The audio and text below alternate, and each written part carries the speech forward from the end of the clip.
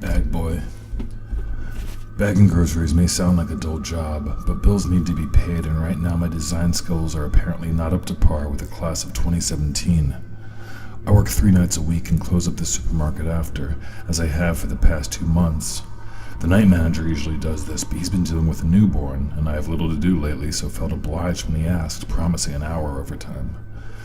Since the shop is close by and in a well-lit and relatively safe part of town, I never really felt the slightest unease.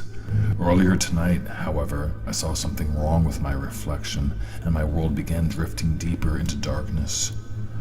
I helped the slow yet incredibly charming Miss Carmine unload her groceries into her hatchback, and then returned inside to help the cashier tally up and close out. I looked longingly at the black glass window to outside, eagerly awaiting kicking off my shoes and relaxing with a movie.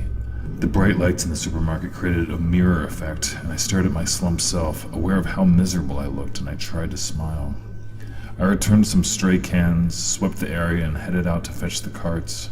The nipping chill of winter had arrived earlier than expected, so I rushed through the job, hearing a strange wailing of the wind that creeped me out a bit that sounded somehow alive. I ran to fetch the last visible cart, jogging it inside to warm up. The cashiers all settled up with the closing manager and headed out as the lights dimmed.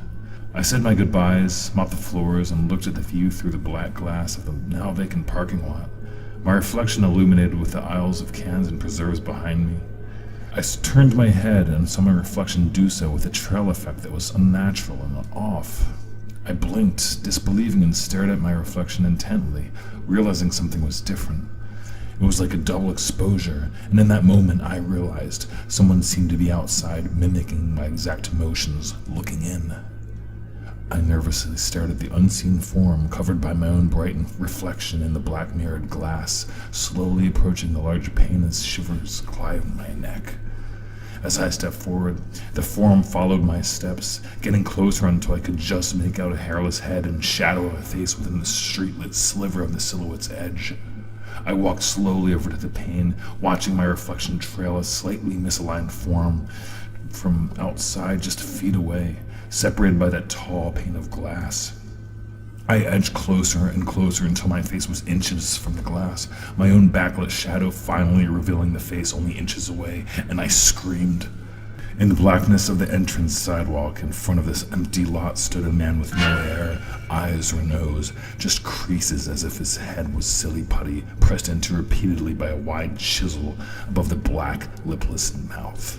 Bony hands extended down from a tattered winter coat, and a green apron much like my own that was covered in dark smears I immediately knew was blood. The figure outside fidgeted its wiry fingers as if in anticipation, and I realized in absolute horror it was waiting for me. I ran to the doors to lock them, the figure mirroring my run with my reflection, and I stopped dead in my tracks, realizing the automatic sliding doors were the only thing separating us. I froze, then began stepping backwards away from the door, sighing in relief as it retreated as well.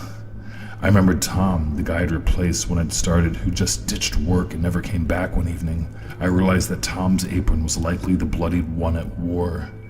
He never left without notice, heading to his friends in San Diego after all. I began to freak out, the dire situation hitting me heavy as falling bricks. I kept backing up, away from the door, the form mimicking my body's motion as I removed my phone from my pocket. I dialed 911 and reported an intruder, hearing a horrific, tongueless yelling from just outside. Eventually, sirens cut the isolation. Red and blue lights flashed and the figure appeared to be gone. The rescuing officers entered, static distortion of police radios chirping from their shoulders and weapons drawn. I raised my hands and explained what happened to their raised eyebrows and skepticism. Despite their squints and sneering, I followed the report quickly. They seemed in a hurry to get on their way. Eventually, I walked them back to the entrance, looking at the large glass window and seeing our reflections lag slightly, both the responding officers and my own. I didn't follow them. I warned them as best I could that there was something dangerous outside, but of course they only saw the reflections and ignored me, instructing me to get some sleep. I tried to show them, but they simply refused to believe me. The taller officer threatened me with arrest when I tried to hold him back, and I let go, hands raised in submission as I watched them leave. The wavering reflections so nearly matched their every movement, but I knew at that time there were 3 of them out there. I only ran when I heard the screaming and cracking sounds from beyond the sliding doors. I ran in an Olympic sprint through the stockroom doors and into the manager's office. I locked myself in, barricaded the doors with a swivel chair, breathing quickly and heart pounding. After what felt like hours, more sirens arrived. The EMTs had clearly been called to the scene with an additional set of cops based on the sounds of the sirens.